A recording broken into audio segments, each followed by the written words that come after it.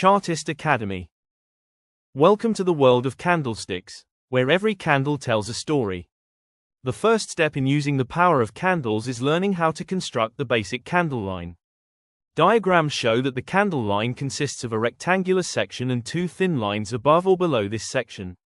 The rectangular part of the candlestick line is called the real body. Real body represents the range between the sessions open and close. If the real body is green, it means the close was higher than the open. If the real body is red, it means the close was lower than the open. The thin lines above and below the real body are the shadow. The shadows represent the session's price extremes. The shadow above the real body is referred to as the upper shadow. And the shadow under the real body is called the lower shadow. The peak of the upper shadow is the high of the session and the bottom of the lower shadow is the low of the session.